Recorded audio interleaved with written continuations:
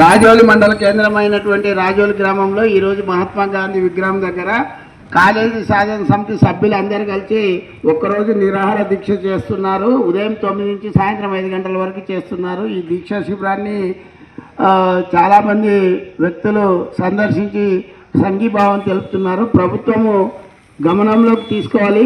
రాజోలి మండలానికి ప్రభుత్వం కాలేజీని మంజూరు చేయాలి. అల్లంపూర్ తాలూకాలో ఉన్నటువంటి 6 మండలాల్లో వడ్డేపల్లి, ఉండవెల్లి, రాజోలి, ఇటికేల మండలాల కళాశాల లేకపోవడం వల్ల ఎంతోమంది విద్యార్థులు తమ చదువులను మధ్యలోనే ఆపేసి రాజోలి గ్రామంలో అయితే చేపలు పట్టడానికి, వ్యవసాయ పనులకి, మగ్గాలు నేయడానికి, కుల వృత్తులు చేసుకుంటూ, కూలి పనులు చేసుకుంటూ బాల్యాన్ని, యవ్వనాన్ని వృధా చేసుకుంటున్నారు. ప్రభుత్వం కాలేజీని మంజూరు చేస్తే ఇక్కడ ఉన్నటువంటి 10వ తరగతి పాస్ అయినటువంటి విద్యార్థులందరూ ఉన్నత చదువులు చదివి రేపు భవిష్యత్తులో ఇంజనీర్లు, డాక్టర్లు, మేధావులై భారతదేశానికి మంచి మంచి ప్రయోగాలు చేసి కొత్త కొత్త ఉత్పత్తులను తయారు చేసి ప్రజలకు అందిస్తారు. కాబట్టి ప్రభుత్వము ఖచ్చితంగా రాజోలి మండలానికి ప్రభుత్వం కాలేజీని మంజూరు చేయాలని చెప్పి డిమాండ్ చేస్తున్నాను.